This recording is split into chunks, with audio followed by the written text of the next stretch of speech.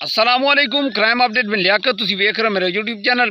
गुज़िश्ता रोज़ सरगोदा थाना दे एक SHO शाहिद इकबाल हरल साहब सालम दे करीब उन्हां दी गड्डी ते हमलावर ने फायरिंग की है, जिहदी ज़द दे विच आके जख्मी हुए ने और उन्हां दा जिहड़ा गनमैन है सी वो भी जख्मी हो गया।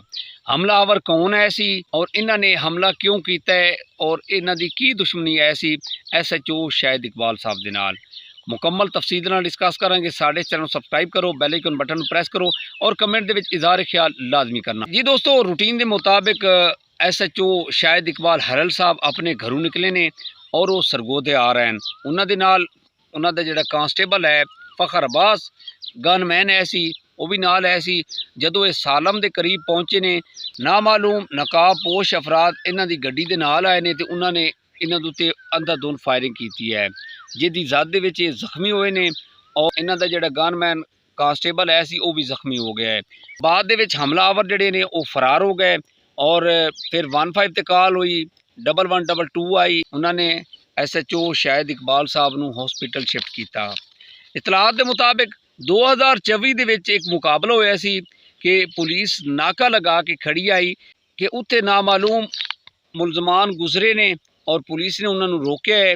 CCD तो पहले का वाक़या है, उन्होंने रोकया है, वो नहीं रोको, उन्होंने अंधाधुंध फायरिंग की है और उत्थे एक डाकू जिहड़ा मुकाबले दे विच हलाक होया सी और एक कांस्टेबल मोहसिन अब्बास जिहड़ा वो शदीद जख्मी होया सी। इसनूं फिर हॉस्पिटल शिफ्ट किया गया सी। उत्थे इस कांस्टेबल मोहसिन अब्बास की शहादत हो गई सी। बाद दे विच इन्हां जिहड़े मुलजमान है सन डाकू जिहड़े इन्हां दे खिलाफ FIR कट्टी गई और इहदी इनक्वायरी अफीसर जिहड़ा वो रखिया गया सी शाहिद इकबाल हरल साहब नूं। शाहिद इकबाल हरल साहब नूं कालां बाद दे विच आईयां जिस तरह एक बंदे नूं डराया जाता है, लेकिन ये दबंग अफसर आए इन्हां ने पिछे नहीं हटे और बाद दे विच इन्हां दे उत्ते हमला होया सी और ये जख्मी होए सी और एक टंग तो मजूर हो गए सन और इन्हां नूं जिहड़ा खिताब मिलिया सी वो गाजी दा मिलिया सी और गाजी दे नां ते गाजी SHO शाहिद इकबाल के नां ते मशहूर हो गए सी और एक दिलेर मंजे हुए SHO है सन। जिस तरीके दे नाल हो सकता कि इतलात के मुताबिक ज़राए के मुताबिक हो सकता वही मुलजमान होण या इस तरह करके दुश्मनियां बना लेंदे ने जिहड़े बंदे जिन्हां दे उत्ते केस वगैरह होंदे ने, इस तरह दी करके वो अनाह का मसला बना के इस तरह का करके वो कार्रवाई या ताक च रहिंदे ने किसी न किसी तरीके दे नाल असी बदला लईए या कि असी इस तरह की गलत हरकत करते हैं। और बाद दे विच ना इन्हां नूं हॉस्पिटल DHQ शिफ्ट किया गया। दोनों नूं इन्हां अपना SHO शाहिद इकबाल साहब नूं और इन्हां दे जिहड़े गनमैन है सी कांस्टेबल फखर अब्बास उन्होंने DHQ सरगोदा हॉस्पिटल शिफ्ट किया गया। बाद दे विच नोटिस दिता DPO साहब ने और DPO साहब खुद आए ने इन्हां दी अयादत करें हॉस्पिटल दे विच और DPO साहब ने तहकीकात लई टीमां तश्कील दित्तियां ने कि जल्द अज जल्द जिहड़े नामालूम मुलजमान हैं उन्होंने गिरफ्तार किया जाए और उन्होंने कैफे किरदार तक पहुँचाया जाए।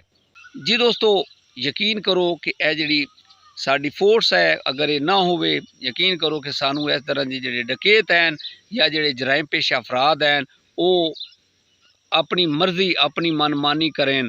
CCD के आने तो बाद काफ़ी जराइम ते काबू पाया गया है।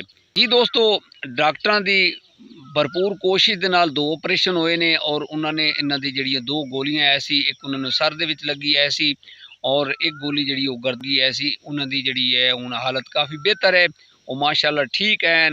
अल्लाह ताला दी ज़ात ने एक शाहिद इकबाल साहब नूं एक और ज़िंदगी दी है और उन्हां दी हालत जिहड़ी वो खतरे तो बाहर है।